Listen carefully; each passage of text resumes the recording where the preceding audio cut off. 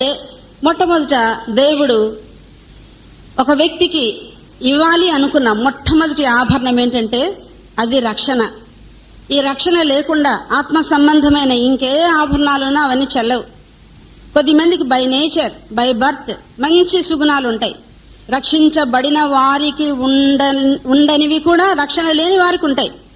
మృదువుగా మాట్లాడడం, సౌమ్యముగా మాట్లాడడం, ప్రేమ కలిగి ఉండడం, సుబుద్ధి కలిగి ఉండడం, ఇవన్నీ బై నేచర్, బై బర్త్ వాళ్ళకు వచ్చేసి ఉంటాయి. కానీ రక్షణ అనేది ఉండదు. రక్షణ లేకుండా ఏది ఉన్నా అదంతా కూడా సున్ననే. కానీ ఒక వ్యక్తిని దేవుడు మొట్టమొదటిగా అలంకరించాలి అనుకున్న ఆభరణం ఏంటంటే రక్షణ అనే ఆభరణం. ఇక్కడ 4వ వచనంలో మనం చదువుతున్నాం, యెహోవా తన ప్రజల యందు ప్రీతి గలవాడు, ఆయన దీనులను రక్షణతో అలంకరించును. అలాగైతే రక్షణ ఒక అలంకరణం అన్నమాట. అలంకారము లేదా ఆభరణము అని మనం చూస్తున్నాం. ఎవరిని దేవుడు ఈ ఆభరణంతో అలంకరిస్తాడు అంటే దీనులను అలంకరిస్తాడని వ్రాయబడింది. ఎవరు దీనులు? ఆత్మ విషయమై దీనులు. లోకరీతిగా మరి పుట్టి ఉండవచ్చు, ఎంతో మనం కలిగి ఉండొచ్చు లోకరీతిగా. కానీ ఆత్మ సంబంధమైన దీనత్వం మనకు లేకపోతే ఈ రక్షణ మనకు దొరకదు. సుంకరి ఆవేళ దీనుడై ఆకాశమందు తలెత్తుకోవడానికి కూడా ధైర్యము చాలక తలదించుకొని దీన హృదయంతో ఆయన చేసిన ప్రార్థన, పాపినైన నన్ను కరుణించుము అని చేసిన దీన ప్రార్థన, ఆ దీనుని ప్రార్థన దేవుడు ఆలకించి ఆ బిడ్డను రక్షణ లేని ఆ పరిసయ్యుని కంటే, ఆ నీతిమంతుడు, రక్షణ అవసరం లేని ఆ నీతిమంతుడైన పరిసయ్యుని కంటే ఎక్కువైన నీతిపరుడుగా దేవుడు సుంకర్ని చేసి పంపించినట్టు మనం చూస్తున్నాం. మనమందరం కూడా చేరువచ్చిన వాళ్ళు అందరము కూడా రక్షణ పొంది ఉన్నవారమని నేను నమ్ముతున్నాను. ఈ రక్షణను దేవుని నుంచి మనం ఎలా పొందాం? ఆత్మలో దీనులుగా తగ్గించుకుని, దేహి ప్రభువా నేను పాపిని, తెలిసి తెలియక ఎన్నో పాపాలు చేశాను, జన్మకర్మ పాపాలు చేశాను, ఆ పాపం నుండి నన్ను కడిగి రక్షించు, నీ రక్తంతో నన్ను పరిశుద్ధపరచని మనమందరము ఏదో ఒక రోజు మనం ప్రభువుని అడిగిన వారమే. అలాగూ ప్రభువుని ప్రార్థించగా మన దీన మొరను ఆలకించి మన విశ్వాసాన్ని ఘనపరిచి ఉచితమైన తన కృప ద్వారా దేవుడిచ్చిన రక్షణ బట్టి ప్రభువుని స్తుతింపబద్ధులమై ఉన్నాం.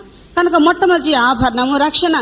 ఇంకా ఎవరైనా ఒకరైనా ఇద్దరైనా రక్షణానుభవం పొందిన అనుభవంలో లేకపోతే ఇది అవసరం. అడిగితే ప్రభువిస్తాడు. నేటికి ఆ రక్షణ అందుబాటులో ఉంది. ఆయన దొరుకు కాలంలోనే ఆయన రక్షణ కొరకు మనం వేడాలి. రక్షణ పొందడం చాలా సులువు. పాపినని ఒప్పుకుంటే దీన మనసుతో అడిగితే ప్రభు ఇచ్చేవాడుగా ఉన్నాడు. రక్షణ కోరుకుని వారికి నేను రక్షణ దయచేసేదను. అలాగూ ఈ ఆత్మీయ ఆభరణాన్ని ప్రభు ద్వారా కోరుకుని మనం పొందుదాం గాక. సరే, రక్షించబడిన తర్వాత ఇంకా అనేకమైన ఆభరణాలు మనం ధరించవలసినవి ఎన్నో ఉన్నాయి. ముఖ్యంగా మనకందరికీ తెలిసిన భాగమే 1 తిమోతి పత్రికలో మనం చూసిన ఎడల 2వ అధ్యాయంలో 9వ వచనం నుంచి 15 వరకు కూడా కొన్ని పరిశుద్ధ ఆభరణాలు ఉన్నాయి. ఈ ఆభరణాలతో అలంకరించుకోవడం అనేది లోకంలో చాలా పరిపాటిగా కనిపిస్తూనే ఉంది. పరిశుద్ధ ఆభరణములు అంటే అవి ఆత్మ సంబంధమైన ఆభరణములు. ఆత్మ సంబంధమైన ఆభరణం గురించి మనం ధ్యానిస్తున్నాము అంటే శరీర సంబంధమైన ఆభరణాలు కూడా ఉన్నాయా అనిపిస్తుంది. నిజమే, ఉన్నాయి, దండిగా ఉన్నాయి, పుష్కలంగా ఎక్కడంటే అక్కడ దొరుకుతాయి ఈ శరీర సంబంధమైన ఆభరణాలు. ఏ కొట్టులోనైనా, ఏ ఊర్లోనైనా, ఏ దేశంలో అయినా ప్రపంచం అంతటా కూడా పుష్కలంగా లభిస్తాయి. కానీ ఆత్మ సంబంధమైన ఆభరణాలు ఎవరి దగ్గర దొరుకుతాయి? ఏ షాప్లో దొరుకుతాయి? అవి మనం విమోచించిన ప్రభువు దగ్గర తప్పితే ఇంకెక్కడా కూడా అవి దొరకవు. కనుక ఆత్మ సంబంధమైన ఆ యజమాని దగ్గర మనకు ఉచితముగానే దొరుకుతాయి. అమ్మా, ఒక చిన్న సేఫ్టీ పిన్ కొనాలన్నా ఖరీదు పెట్టి కొనాలి. కానీ ఆత్మ సంబంధమైన ఈ అక్షయాలంకారం, ఈ అక్షయ ఆభరణములు ప్రభు దగ్గరే దొరుకుతాయి. కానీ ఖరీదు లేకుండా ఉచితముగా దేవుడు వాటిని మనకి ఇస్తున్నాడు. ఖరీదైనవి కొన్నిసార్లు కొనడానికి మనకు స్తోమత లేకపోయినా, నా ప్రక్కనున్న ఆమెకున్నాయి కదా, నా తోడుకొడలుకున్నాయి కదా, నా ఎదురింటి వాళ్ళకు ఉంది కదా, నాకు లేకపోతే ఎట్లా అనుకుని చాలాసార్లు మింగ మెతుకు లేదు మీసాలకు సంపెంగ నూనె అన్నట్లు ఒకరిని చూసి మరొకరు మనం అలంకరించుకోవాలని కోరుతాం. ఇది మనుషులు చూసే అలంకరణ. కానీ ప్రభువు చూసే అలంకరణ ఏదట? అక్షయాలంకారము. ఈ అలంకారము ప్రభు దృష్టికి మిగుల విలువ కలిగిందని పేతురు తన పత్రిక 3వ అధ్యాయంలో ఈ మాటలు వ్రాస్తున్నాడు. కనుక ఈ వేళ మనం ధ్యానించుకోబోయే ఆభరణాలు అవి మనుషుల దృష్టికి విలువైనవి కాకపోవచ్చు. కానీ ఎవరి దృష్టికి విలువైనవి? అవి ప్రభు దృష్టికి విలువైనవి. రేపొద్దున మనము ఈనాడు ధరించి ఉన్న ఈ వస్త్రాలు గాని, ఈ లౌకికమైన ఆభరణాలు గాని ప్రభు దగ్గరికి వెళ్ళినప్పుడు మనతో పాటు వచ్చేవి కావు. తల్లి గర్భం నుండి ఎలాగ వచ్చామో భూలోకానికి, అలాగూ ప్రభు దగ్గరికి వెళ్ళేటప్పుడు కూడా అలాగే మనం వెళ్తాం. ఏవి మనతో కూడా రావు, కానీ ఏవి మనతో వస్తాయి? ప్రభు దృష్టికి మిగుల విలువ కలిగిన ఆ ఆత్మ సంబంధమైన అక్షరాలంకార ఆభరణాలు మాత్రమే పైకి వస్తాయి. కనుక పై వరకు వచ్చే ఆభరణాల కొరకు మనం పాటుపడదాం. ఈ లోకంలో శరీర సంబంధం ఉన్నా లేకపోయినా వాటిని ప్రక్కన పెడదాం, అది ఇంపార్టెంట్ కాదు. కానీ ప్రభు దృష్టికి మనం ధరించుకోవస్తుంది. ఆ పరమనున్న సౌందర్యవంతుడైన ఆ పెళ్లి కుమారునికి దీటైన పెళ్లి కుమార్తెగా ఆత్మ సంబంధమైన అలంకారంతో మనం వెళ్ళాలి. ఎప్పుడు ప్రభు పిలుస్తాడో తెలియదు కనుక సంసిద్ధంగా అలంకరించుకునే నిమిత్తం, తెలియదని కాదు, తెలిసి వీటన్నిటిని మరొకసారి సదస్సులో ఈ అంశాన్ని ఏర్పాటు చేశారు. ఎందుకో తెలియదు, ప్రభు త్వరలో రానన్నాడు కనుక ప్రభుని ఎదుర్కొనేటప్పుడు ఈ మంచి ఆభరణాలను కలిగి వెళ్ళడానికి, మనం సంసిద్ధపరచడానికి కాబోలు దేవుడి అంశాన్ని సదస్సులో మాట్లాడుకోవడానికి ప్రభు అనుకూలం చేశారు. కనుక మొట్టమొదటి ఆభరణం రక్షణ. రెండవ ఆభరణము 1 కొరింథీ పత్రిక 2వ అధ్యాయము 9వ వచనం చదువుకుందాం. మరియు స్త్రీలను అనుకువయు స్వస్థ బుద్ధి గలవారయుండి తగుమాత్రపు వస్త్రముల చేతనే గాని జడలతోనైను బంగారముతోనైను ముత్యములతోనైను మిగుల వెలగల వస్త్రములతోనైను అలంకరించుకొనక అని రాయబడింది. అలంకరించుకొనక అనే వాటిని గురించి నేను మాట్లాడడం లేదు, అలంకరించుకోవాల్సిన వాటిని గురించే మాట్లాడతాను. ఎందుకంటే గంట సేపు టైం మనకు సరిపోదు వాటన్నిటిని చూడాలంటే. మొట్టమొదట రక్షణ, రెండవది ఇక్కడ అనుకువని రాయబడింది. ప్రియ సోదరులారా, చాలా సార్లు మన జీవితంలో అనుకు అనేది కనిపించదు. ఎంత ప్రభువుని నమ్ముకున్నా, ఎంత బాప్తిసం తీసుకున్నా, ఎంత సేవ చేస్తున్నా, ఎంత పరిచర్య జరిగిస్తున్నా, ఎంత వరములు తలాంతులు కలిగి ప్రభు పని చేస్తున్నా అనుకు అనేది మన జీవితంలో ఉండదు. రక్షించబడిన రోజున ఈ ఆభరణాలన్నీ మనకు రావు, కానీ దైనందిన జీవితంలో ప్రభువుతో మనం జీవిస్తుండగా ఆయన వాక్యము ద్వారా మనం పురికొల్పబడిన వారమే. వీటిని గ్రహించి ఒక్కొక్కటి మనము మన స్వంతం చేసుకోవాల్సిన వారంగా ఉన్నాం. రెండవది అనుకువ. చాలాసార్లు అనుకువ ఉండదు. పొంగిపోయే గుణం, ఎగిరిపడే గుణం, రోషము కలిగిన గుణం, మనసులో అణుచుకోలేక బయటపడే గుణం చాలాసార్లు కలిగి ఉంటాం. స్త్రీలమైన మనకు చాలా రోషం. ఒక మాటను పడము, ఇతరులతో చిన్న చూపు చూపడానికి మనకి ఇష్టం లేదు. ఏవైనా ఇలాంటి సందర్భాల్లో మనం ఉన్నప్పుడు అంచుకోలేని పరిస్థితి మనలో కనిపిస్తుంది. అన్ని చక్కగా సజావుగా ఉన్నప్పుడు, శోధనలు ఏవి రానప్పుడు, మాటలు నిందలు రానప్పుడు అందరం మెల్లగా సాధువుగా మంచిగానే ఎంత నెమ్మది పరులు అన్నట్లుగానే కనిపిస్తాం. కానీ సమస్య వచ్చినప్పుడే మన బలహీనత బయటపడుతుంది. మనం ఎప్పటికీ అనుకువగా ఉండాలని దేవుడు మనతో మాట్లాడుతున్నాడు. ఏమీ లేని ఆకు ఎగిరెగిరి పడుతుందన్న సామెత మనకు తెలుసు. చాలాసార్లు మన జీవితం అన్నిసార్లు మొత్తానికి మనం ఏమీ లేని వారమే. యేసు ప్రభు మనల్ని చూడగా మనలో ఏ మంచి లేదు, యోగ్యత లేదు, మెప్పు లేదు, మహిమ లేదు, మట్టి మానవం ఏమీ లేకుండా ఉండగా, పైగా పాపాత్మలమై ఉండగా, భక్తిహీనమై ఉండగా ప్రభు మనల్ని ప్రేమించాడు, రక్షించాడు, తన బిడ్డలుగా చేసుకున్నాడు. కొన్ని వరాలు ఇచ్చాడు, బై నేచర్, బై బర్త్ కొన్ని తలాంతులు ఇచ్చాడు. వాటి ద్వారా మనల్ని సేవ చేయమన్నాడు. ఎన్నో ఆశీర్వాదాలు మనకు కుమ్మరించాడు. ఈ ఆశీర్వాదాలను, ఈ తలాంతుల్ని, ఈ వరాలని పెట్టుకొని వీటి ద్వారా అతిశయించాలని, పొంగిపోవాలని, గర్వపడాలని కొన్నిసార్లు ఆశిస్తాం. ఏమీ లేని ఎగిరిపోయే ఈ ఆకును దేవుడు అన్నిటితో వడ్డించిన ఇస్తరాకులాగా మనం చేస్తే, దేవుడు మనకు వడ్డించిన ఈ ఆశీర్వాదాల ద్వారా కొన్నిసార్లు అనుకువ లేకుండా గర్వంగా ఫీల్ అయ్యే అవకాశం కూడా ఉంది. భక్తుల్లో గర్వం లేదా, ప్రసంగికురాల్లో గర్వం లేదా, అతిశయం లేదా, దండిగా ఉంటుంది. అణుచుకోలేని పరిస్థితి లేదా, ఉంటుంది. కానీ వీటన్నిటిలో కూడా ప్రభు మనతో చెప్తున్నాడు, రెండవదిగా మన జీవితంలో అనుకో ఉండాలి. ఉదాహరణకు ఒక స్త్రీ నాకు బైబిల్లో గుర్తొచ్చింది. ఏమీ లేని స్త్రీని దేవుడు గొప్పగా ఆశీర్వదిస్తే ఆమె ఎట్లాగో అనుకోలేకుండా జీవించిందో. హాగర్ మనకందరికి తెలుసు. అబ్రహాము భార్య అయిన శారా 10 సంవత్సరాలు అయింది దేవుడు వాగ్దానం ఇచ్చి కూడా. కనాన్లోకి వెళ్ళిన 10 సంవత్సరాలు కూడా వారికి పిల్లలు లేరు. అలాంటి సమయంలో దేవుని ఆలోచించకుండా తన యొక్క దాసి అయిన హాగర్ను అబ్రహాము రొమ్ముకి, కౌగిలికి భార్యగా అందించింది. స్త్రీలమైన మనం ఏవైనా ఇతరులకు దానం చేస్తాం, కానీ మన భర్తల కౌగిటికి మరొక భార్యను ఇవ్వడం ఏ స్త్రీ కూడా సహించదు. ఆ భర్త పనికిమాలిన భర్త అయినా, ఆ భర్త త్రాగుబోతైనా, నిష్ప్రయోజకుడైనా, నయా పైసా కూడా పనికిరాని వాడైనా తన భర్త కౌగిలికి ఏ స్త్రీని చేర్చడం ఏ స్త్రీకి కూడా ఇష్టం ఉండదు. కానీ పిల్లలు కావాలన్న క్రేజ్తో, ఆ మమకారంతో పిల్లలు కావాలి అని తన భర్త కౌగిలికి మరొక స్త్రీని హాగర్నిచ్చింది. ఇప్పుడు హాగర్ స్టేజ్ పెరిగిపోయింది, అంతస్తు పెరిగిపోయింది. దాసి వస్త్రాలు పోయాయి, స్వతంత్రురాలి వస్త్రాలు వచ్చాయి. దాసి గృహము మారిపోయి స్వతంత్రురాలి గృహంలోకి, యజమాని గృహంలోకి ఆమె వచ్చింది. దాసత్వం పోయింది, స్వాతంత్రం దొరికింది. వేషం, భాష, తీరు, తెన్నులు, స్థితి, గతి అన్ని మారిపోయాయి. ఇటువంటి సమయంలో దేవుడు ఆమెను ప్రేమించి గర్భవతిగా చేశాడు. గర్భవతి అయినప్పటి నుంచి దేవుడిచ్చిన దీవెనను బట్టి, దేవుడు చేసిన మేలును బట్టి తాను అణుచుకొని ఉండి, ప్రభువా నేను దాసిని ఉండగా నువ్వు హెచ్చించావు, నన్ను దర్శించావు, నాకు మేలు చేశావు, స్వతంత్రాలుగా చేశావు, నా గర్భాన్ని దీవించావు, తండ్రి నీకు స్తోత్రమని దేవుడిచ్చిన వాటిని బట్టి దేవుని స్తుతించకుండా అతిశయపడింది. తనను ఈ గొప్ప స్థితికి తీసుకుని వచ్చిన ఆ శారాని మర్చిపోయి, శారా తన దృష్టికి ఏమైపోయిందట? నీచమైపోయిందని చూస్తున్నాం. యజమానురాలు ఏమైతే ఏమి, పెద్ద భార్య అయితే ఏమి, నాకే కదా దేవుడు పిల్లలు ఇస్తున్నాడు, వారసత్వం అంతా మాదే, ఆస్తి అంతా మాదే, ఆమెకంటే నేనే గ్రేట్ అన్న తత్వం ఈమెలో ఏర్పడింది. అటువంటి సమయంలో శారా ఏం చేసింది? కష్టపెట్టింది, చెప్పరాని పనులు చేసింది, మోయరాని బరువులు మోయించిందేమో తెలియదు. అక్కడ ఆమె కష్టపెట్టిన ద్వారా ఆమె పారిపోయి వెళ్ళిపోతుండగా దేవుని దూత ఆ అరణ్యంలో నీటి బుగ్గ ఎద్దు ఆమెను కనుగొని, శారా, ఈ దాసివైన హాగరు, నీవెక్కడి నుంచి ఎక్కడికి వెళ్ళిపోతున్నావు? మిస్సెస్ అబ్రహాం, ఎక్కడి నుంచి ఎక్కడికి వెళ్తున్నావు అంటే సబబే. ఆమె ఏమైపోయింది? ఇప్పుడు మిస్సెస్ అబ్రహాం అయిపోయింది. కానీ దేవుడు అలా పిలవలేదు, తన ముందు స్థితిని ఎత్తి చూపిస్తున్నాడు. నీవెవరో తెలుసా? అబ్రహాం భార్య కాదు. నీవెవరు, ఎక్కడి నుంచి వచ్చావు? నువ్వు శారా, దాసివైన హాగరు. నీ మునుపటి స్థితి నువ్వు మర్చిపోయి దేవుడు నీకు ఇచ్చిన ఆశీర్వాదాన్ని బట్టి పొంగిపోతున్నావా? ఎగిరెగిరి పడుతున్నావా? యజమానురాల మీద హెచ్చించుకుంటున్నావా?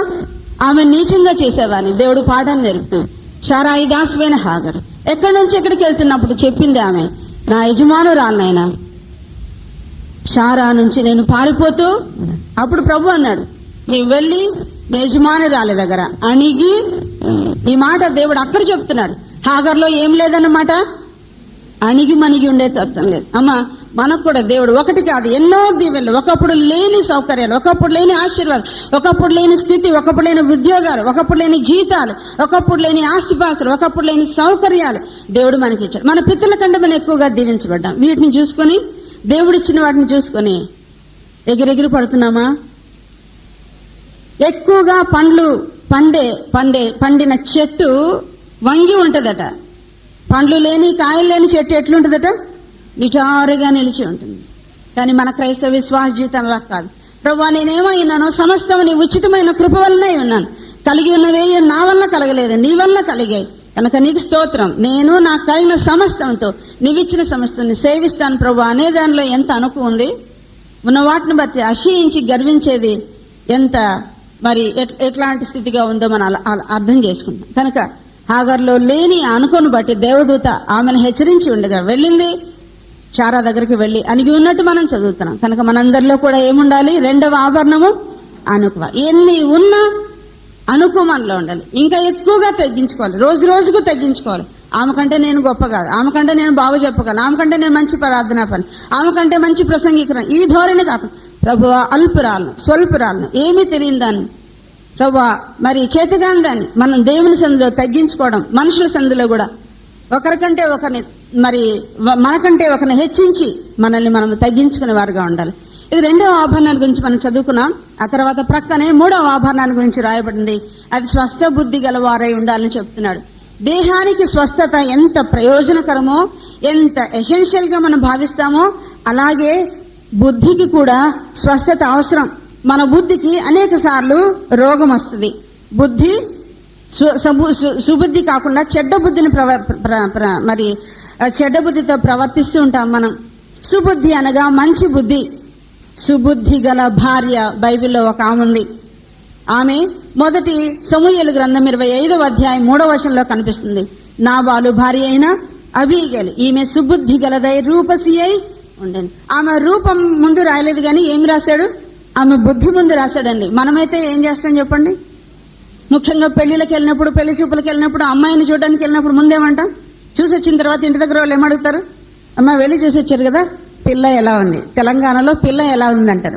మీ దగ్గర అమ్మాయి ఎలా ఉందండి అంటారు. అబ్బాయి ఎట్లున్నా పర్వాలేదు కానీ అమ్మాయి మాత్రం బాగుండాలి కదా. బాగుందండి అంట. మరి నల్లగా ఉందా తెల్లగా ఉందని, ఏం చదువుకుంది, ఎంత ఇస్తారంట, ఎంత ఎత్తి పెడతారంట, ఇవన్నీ అడుగుతాం. కానీ ఆమె రక్షించబడిందా? అమ్మాయి గుణవత, శీలవత, ప్రభు పరిచయం ఇష్టమేనా, తబ్బింపు గుణం ఉందా, మంచి సాక్ష్యం ఉందా, ఇవన్నీ మనం వాకపు చేయం.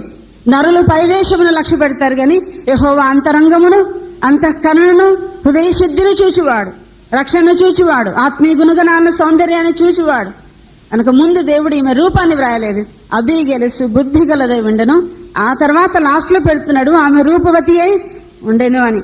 కనుక ప్రియ సోదరులారా, సుబుద్ధి మనం అందరము ధరించుకోవాల్సిన ఆభరణంగా ఉంది. కొన్నిసార్లు సుబుద్ధి కలిగి ఉంటాం, కొన్నిసార్లు ఎందుకో దుర్బుద్ధిని చూపిస్తాం కదా. ఆమె నాకు ఎలా చేసిందో అలాగే చేస్తా. మా అత్తగారు నన్ను ఎలా పీడించారో, ఆమె ఓల్డేజ్కి రాని ఆమె మంచం ఎక్కనే నేను అప్పుడు చూస్తాను. నా ఆడపడుచుని ఎలా సతాయించిందో నాకు తెలుసు. నా బంధువులు వాళ్ళ ఇంటికి వెళ్తే నాకు ఎలాగ ట్రీట్ చేశారో, నన్ను ఎలా నీచంగా చూశారో, నాకు సమయం వచ్చాం నేను అలాగా చేస్తాననేది మంచి బుద్ధి కాదు. శత్రువును మనం మిత్రులుగా చేయాలి. దీనికి నాకు మంచి ఉదాహరణగా కనిపించిన స్త్రీ లేఖనాల్లో ఈ యొక్క అబీగైలే అండి. అబీగైలి జీవితంలో ఎంత సుబుద్ధి ఆమె చూపించిందో. నాబాలు మోటుగా మాట్లాడిన, ఆ కఠినంగా మాట్లాడిన, కుక్కలాగా మొరిగిన ఆ కొన్ని మాటలను బట్టి దావీదుకి చాలా కోపం వచ్చింది. నేను మేలు చేస్తే కీడు చేశాడు కదా, నేను అడిగినవి ఇవ్వలేదు కదా, ఇబ్బందిలో నేను ఉన్నాను కదా, ఇతడు నాకు ఉపకారానికి అపకారం చేసి. అబీగైలు ఎంత చక్కని సుబుద్ధి ఆయనకు చూపించారు చూడండి. ఆకలిగా ఉన్నప్పుడు కోపం ఎక్కువ అవుతుందా తక్కువ అవుతుందా? ఎక్కువ అవుతుంది. ఎక్కువ కోపంతో వస్తున్న దావీదు కోపాన్ని తగ్గించాలంటే ముందు ఆయన కడుపును చల్లబరచాలి. ఆయన కడుపును చల్లబరచడానికి ఎంత ఉదారమైన, ధారాళమైన దాతృత్వముతో కూడిన మంచి కానుకను గాడిదల మీద ఆమె పంపించింది. మన కానుక దేవునికి ఇచ్చేది చేతుల్లో కూడా పట్ట, ఒక చేతికి కూడా సరిపోదు. మన బుద్ధి దేవునికి తెలియాలి, పరమ దావీదుకి తెలియాలంటే కానుక సంచిలో మన బుద్ధులు తెలుస్తాయి.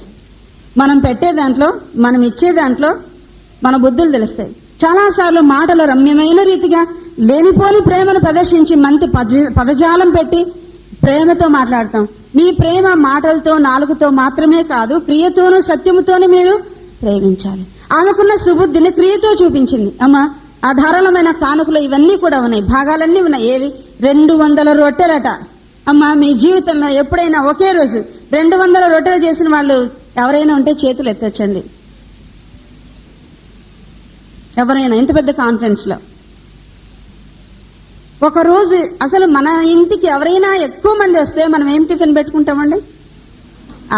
ఉప్మా. ఆ ఎసురు పొంగుతూ ఉంటే ఆ ఉప్మా రవ వేసి కలబెడితే ఇష్టం వచ్చి దించి మీ ఇష్టం వచ్చినా పెట్టుకోండి అన్నట్లుగా మనం చేస్తాం. కానీ అంతమంది 400 మంది తన ఇంటికి వస్తుంటే ఏం చేసింది ఆమె? శ్రేష్టమైన గోధుమలతో కాబోలు ఆ పిండి తీసుకుని 200 రొట్టెలు ఆమె చేసింది. టైం లేదండి, వచ్చేది 400 మంది, 200 చేసింది. ఎందుకంటే తెల్లవారులోగా నాబాలు సంతానం చంపడానికి దావీదు వస్తున్నాడు. ఒక అర్జెంట్ కానుకంటే 200 రొట్టెలు, 5 గొర్రెల పచ్చి మాంసం ఆయన ముఖాన పడేయలేదు గాని 5 గొర్రెల వండిన మాంసం ఎప్పుడు సిద్ధపరిచిందో అవన్నీ ఎంత టైం అవుతుందో. 5 మానికల వేచిన దానం, పచ్చి ధాన్యం పెట్టలేదు, వేచిన ధాన్యం పేలాలుగా పంపించింది. 200 అంజూర పడలు, 100 ద్రాక్ష గెలలు, 2 ద్రాక్ష రసపు తిత్తులు, 200 అంజూర పాడులు, ఇవన్నీ గాధల మీద వేసి పంపించింది. దాన్ని చూసినప్పుడు దావీదు చూసి, అమ్మా, నీ బుద్ధి నీకు ఆశీర్వాదము ఇచ్చింది. నీ సుబుద్ధి ఏంటో ఈ కానుకలో నేను చూస్తున్నాను తల్లి. ధారాళమైన కానుక ఇచ్చా. నీ భర్తకు లేని ఆ ఉదార గుణం నీలో ఉంది. నీ సుబుద్ధి నీకు ఆశీర్వాదం. అమ్మా, ఈ దినాల్లో మన ఇళ్లలో మనకు ఆశీర్వాదం లేదంటే, ఆత్మీయ జీవితంలో ఆశీర్వాదం లేదంటే, సేవా జీవితంలో ఆశీర్వాదం లేదంటే, వ్యక్తిగత జీవితంలో ఆశీర్వాదం లేదంటే మన బుద్ధులే దానికి కారణమేమో, మన దుర్బుద్ధులే దానికి కారణమేమో. నీ ఇంటిని దేవుడు దీవించలేదా? నీ వ్యక్తిగత జీవితాన్ని దీవించలేదా అంటే మన బుద్ధిలో ఒకసారి మనము ఆలోచన చేసుకుంటే మంచిది. సుబుద్ధి ఉంటే ఆశీర్వాదం, సుబుద్ధి లేకపోతే ఆశీర్వాదం మనం కోల్పోతాం. అలాగే సామెతల గ్రంథం 2వ అధ్యాయంలో కూడా రాయబడింది, నీ బుద్ధి నిన్ను కాపాడును. అమలారా, మన బుద్ధి మనం కాపాడుతుందట, దేవుడు కాదు, నీ బుద్ధి నిన్ను కాపాడుతూ ఉంది అన్నట్లుగా అక్కడ కనిపిస్తుంది. కనుక సుబుద్ధి ఎంత ప్రయోజనకరం. అలాగే దావీదు కానికిచ్చే దాంట్లో మాత్రమే కాకుండా నాబాలు భర్త విషయమే ఆమె చూపించిన సుబుద్ధి ఎంత గొప్పది ఆలోచించండి. నాబాలు లైఫ్ మనం స్టడీ చేస్తే నాబాల్లో 10 చెడ్డ గుణాలు ఉన్నాయి. అతడు త్రాగుబోతు, అతడు రాజులు విందులు చేసినట్టు విందులు చేసేవాడు, కఠినంగా మాట్లాడేవాడు, దుర్మార్గుడు, దుష్టుడు, ఎవరిని తనతో మాట్లాడనీయడు, మోటుతనము అతని గుణము, చెరలను బట్టి చూడగా అతడు దుర్మార్గుడు, మరి కఠినమైన మాట్లాడేవాడు, కీడు చేయవాడు, దేవుని భక్తులను అవమానపరిచేవాడు. ఇలాంటి 10 దుర్లక్షణాలు ఉన్న భర్త చనిపోతూ ఉండగా ఏ భార్య అయినా ఏమనుకుంటుంది చెప్పండి? 10 రకాలుగా దుర్మార్గంగా జీవిస్తుంటే ఈయనకెప్పుడు చావస్తుందా అని కనిపెట్టుకునే వాళ్ళు చాలా మంది అంటారు. ఈ మూర్ఖుడు, ఈ దుర్మార్గుడు, నన్ను ప్రేమించని ఇతడు ఎప్పుడు వస్తుందా విడికిపోయే కాలం అని అనుకుంటారేమో గాని ఆ స్త్రీ ఏమనుకుంది, అసలు ఎవరిని మాట్లాడినంటే భార్యను కాస్త మాట్లాడినిస్తాడా? ఎప్పుడు విందులు చేయాలి, వినోదాలు చేయాలి, ఎప్పుడు త్రాగుడు, భార్యతో మాట్లాడడం లేదు, ఆమె సంగతిలో పట్టించుకోవడం లేదు, వంటింటికే పరిమితమైంది, కిచెనే ఆమె గృహం, ఆమె ఆలన పాలన, ఆమె ప్రేమ ఏమి అతనికి కావట్లేదు. ఇలాంటి భర్త ఉంటే ఏమి, ఊడిపోతే ఏమి, అదేందో మరణం దేవుడే రప్పిస్తున్నాడులే. ఆ దావీదు వచ్చి చంపనీలు అనుకోలేదు కానీ వివాహం ముందు తాను చేసిన ప్రమాణం గుర్తొచ్చిందేమో కదా, మరణంలోనైనా జీవంలోనైనా నీకే భార్యనే ఉంటాను, ఆ మాట గుర్తొచ్చింది కావాలి. సుబుద్ధి కలిగిన సరే ఈయన దుర్మార్గుడైతే దేవుడే చూసుకుంటాడులే, నాకు భర్తగా ఉన్నంత కాలం మరణం మమ్మల్ని ఎడబాబు పర్యంతం నేను ఈయనకే భార్య కదా, నేను కాకపోతే ఈయన కొరకు ఎవరు ప్రార్థన చేస్తారు, ఎవరు రక్షిస్తారని దావీదు పాదములు పట్టుకొని, ధనికుని భార్య దరిద్రుడైన దావీదు పాదములను పట్టుకొని ఆమె ప్రార్థించింది, అయ్యా దుష్టుడైన నాబాలును లక్ష్యపెట్టు. నేను లక్ష్య పెట్టలేదయ్యా, 40 ఏళ్ళు సంసారం చేసింది, ఎన్ని రోజులు చేసినా తెలియదు, నేను లక్ష్య పెట్టుకోలేదు. లక్ష్య పెట్టి ఉంటే నేను తినకుండా త్రాగకుండా అన్నాలాగా భోజనం మానేసి క్షీణించిపోవస్తుంది. నేను లక్ష్య పెట్టలేదు. నువ్వెందుకు లక్ష్య పెడతావయ్యా, దేవుడే చూసుకుంటాడని ప్రార్థన చేసి ఆయన పంపించేసింది. కానుక తీసుకుని ఆయన వెళ్ళిపోయాడు. అమ్మలారా, తన దుర్మార్గుడైన తన భర్తను రక్షించట్లో ఆమె చూపిన సుబుద్ధితో కూడిన ప్రార్థన ఆమె చేసిందిగా మనం చూస్తున్నాం. భర్త ఎడల సుబుద్ధి, మంచి భర్త అయితే సుబుద్ధులు అందరూ చూపిస్తారు. అదే చెడ్డ భర్త అయితే, అవిశ్వాసి అయితే, కఠినుడైతే, కఠినాత్మ కలిగిన వాడైతే, నీ ఆలన పాలన నీ ప్రేమ చూడని వాడైతే మనం ప్రేమిస్తామా, సుబుద్ధి చూపిస్తామా? సరే, రెండోదిగా భర్త ఎడల సుబుద్ధి. ఆ తర్వాత దావీదుని గురించి 7 విషయాలు చక్కని ప్రస్తావన చూస్తాం. ప్రార్థనలో తనను గురించి ఒకసారి, తన భర్తను గురించి ఒకసారి, మిగతా ప్రార్థన అంతా కూడా దావీదుని గురించే చేసింది. అయ్యా, ఆమె ఇంటిలోని పిల్లలందరినీ చంపడానికి వచ్చిన శత్రువు దావీదు. ఆయన దేవుని హృదయానుసారుడో ఏంటో అవన్నీ వేరే సంగతి. ప్రస్తుతము తన ఇంటికి వస్తున్న శత్రువు ఎడల ఆమె మంచి పదజాలము మాట్లాడి తన సుబుద్ధిని తన మాటల్లో కూడా ప్రదర్శించింది. చూడండి ఏమనంది, నా పిల్లల్ని చంపడానికి వచ్చారు మీరు దావీదు గారు, నా ఏళ్ళనివాడ, దావీదు కూడా నా ఏళ్ళనివాడ, నా పిల్లలు మీరు చంపడానికి వచ్చారు కానీ మీరెవరు, మీరు యెహోవా యుద్ధములో చేయుచున్నారు అని ఆయన గురించి ప్రస్తుతించింది. నా పిల్లల్ని చంపడానికి వచ్చావు కానీ దేవుడు నీ పిల్లలను శాశ్వతమైన సంతతిగా చేయను గాక. నా పిల్లల్ని ఇప్పుడు చంపుతావు నువ్వు, నీ పిల్లల్ని దేవుడు శాశ్వతమైన సంతతిగా దీవించిన గాక. అమ్మ, మన పిల్లల్ని చంపడానికి వచ్చినా మనం ఇలా దీవిస్తామా? ఇంత సుబుద్ధి మనలో ఉందా? మూడవది, నా ఇంటికి అపాయం తీసుకురావడానికి వచ్చావు నువ్వు 400 కత్తులతో, కానీ నీకు అపాయం కలవకుండాను గాక. మరి దీనిలో సుబుద్ధి ఉందండి? ఉందా? ఎంత చక్కగా ఉంది. మా పిల్లల ప్రాణం తీయడానికి నువ్వు వచ్చావు కానీ నీ ప్రాణము దేవుడైన యెహోవా తన జీవపు మూటలో కట్టునుగాక. శత్రువైన దావీదుని ఎంత చక్కగా సంబోధిస్తే, ఎంత చక్కని ప్రస్తుతి ఆయన గురించి చేసిందో చూడండి. ఆ తర్వాత, నీ శత్రువుల ప్రాణమును ఆయన వడిసల్లో పెట్టిన రాయి వల్ల విసిరివేయునుగాక. గొల్యాతును అలాగూ దేవుడు విసిరివేశాడు, కానీ నీ ప్రాణము దేవుడు తన మూటలో, జీవపూటలో ఆయన ప్రాణాన్ని దీవిస్తుంది. ఆయన యుద్ధాల గురించి మాట్లాడుతుంది, ఆయన సంతతి గురించి మాట్లాడుతుంది. ఆయనకు అపాయం రాకూడదట. దేవుడు నీకు మేలు చేస్తాడు నా ఏలినవాడ, దేవుడు నిన్ను అధిపతిగా చేస్తాడు, నీకు విచారమైనను మనోవిచారమైనను దుఃఖమైన ఎప్పుడు కలగకుండాను గాక అంటుంది. తన ఇంటికి దుఃఖం తేవడానికి వచ్చాడు, తన పిల్లల్ని చంపడానికి, మనోవిచారం తనకు తేవడానికి వచ్చిన ఆ శత్రువుని గురించి 7 మంచి మాటలు పలికిందండి. మన మాటల్లో సుబుద్ధి కనపరుస్తున్నామా? మన ప్రార్థనలో ఇతరుల గురించి, మన చెడ్డవాని గురించి, శత్రువుని గురించి ప్రార్థన చేసేటప్పుడు సుబుద్ధితో కూడిన ప్రార్థనలు ఉన్నాయా? మనం ఇతరులకు, ఆకలి కొనిన దేవుని పేద సేవలకు ప్రభువుకి ఇచ్చినట్లుగా ఆ గిన్నెడు చన్నీళ్ళు ఇచ్చిన ఆ ప్రతిఫలాన్ని మనము మన కానుకల్లో మన బుద్ధులు ప్రభువు కోరుతున్నాడు. కనుక 3వ ఆభరణం సుబుద్ధి. సుబుద్ధి కలిగిన ఈ దావీదు యొక్క అబీగైల్ లాగా దేవుడు మనల్ని ఈ యొక్క అలంకరణతో నింపును గాక. కనుక వాళ్ళు మనకేం చేశారో మనం అలా చేద్దామని కాదు, కానీ సుబుద్ధితో మనము మేలు చేత కీడుని జయిస్తాం, కానీ కీడును మనం జయించలేం. సరే, 4వ ఆభరణము ఇక్కడే ఉంది 10వ వచనంలో. దైవభక్తి గలవారు మనం చెప్పుకొని స్త్రీలకు తగినట్టుగా సత్క్రియ చేత తమను తాము అలంకరించుకునేవాళ్ళు. ఇక్కడ ఏముందమ్మా? సత్క్రియల చేత అలంకరించుకోవాలంట. నిజంగా ఏ క్రియలు లేకుండా ఉచితముగా ప్రభు తన కృప చేత మన విశ్వాసం ద్వారా నీతిమంతులుగా తీర్చారు.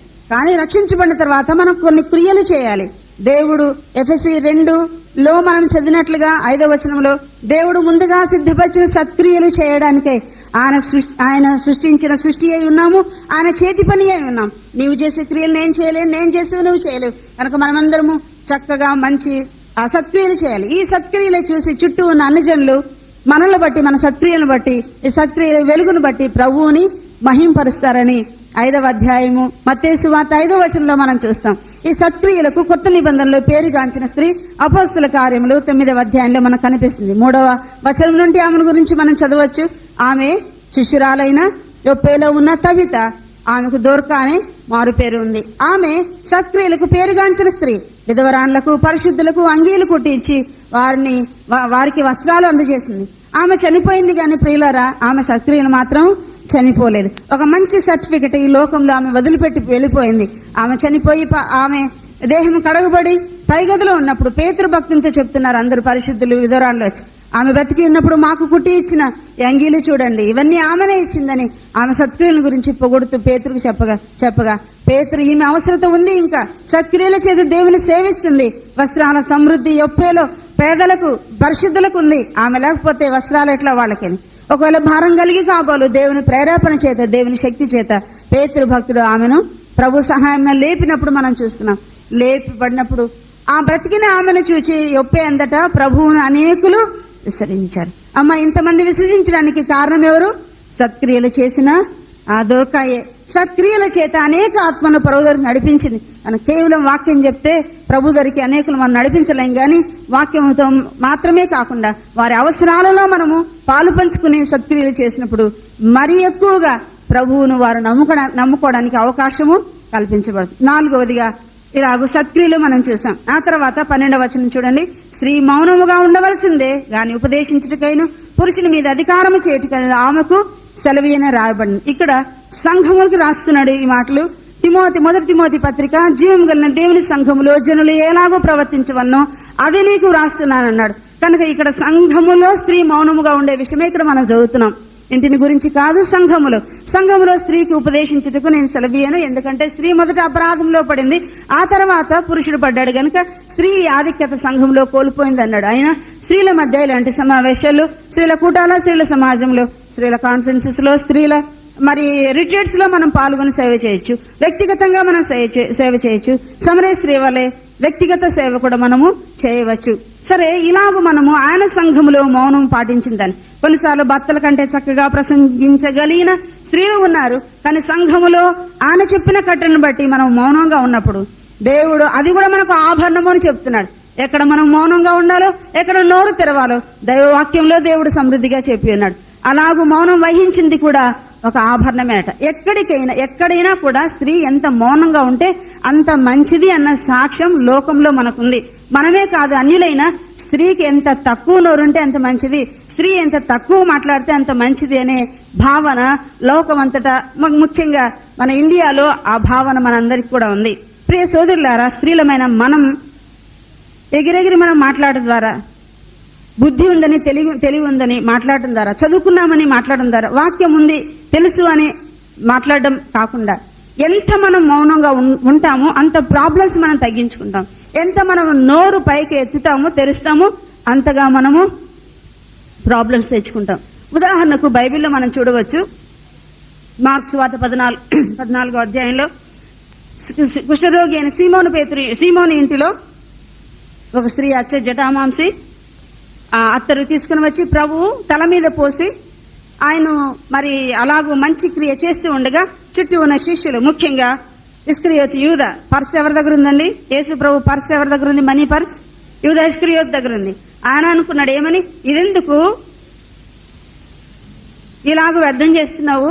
300 దేనారంలో కమ్మి దీన్ని బీదలకు ఇవ్వకూడదా అన్నాడు. బీదల మీద శ్రద్ధ కలిగి కాదు, దానిలో వేస్తే ఆ చందా బాక్స్ లో వేసింది, సంచిలో వేసింది, ఇద్దరు దొంగిలిస్తూ వచ్చాడు. ఒక మంచి కార్యము చేసిన ఈ వ్యక్తిని గురించి ఆక్షేపణ చేస్తున్నాడు. ఇదెందుకు? 300 దేనారములకు అమ్మవచ్చు కదా, అమ్మి బీదలకి ఇవ్వచ్చు కదా. అప్పుడు ఆమె మౌనంగా ఉందండి. మంచి కార్యము చేసిన ఆమె మౌనంగా ఉంది. మంచి కార్యం చేస్తున్న వారిని విమర్శిస్తారు ఈ లోకంలో. మనం చెడుగు చేసినప్పుడు, ప్రభువు నమ్మనప్పుడు మనల్ని ఎవరు అబ్జెక్ట్ చేయాలి?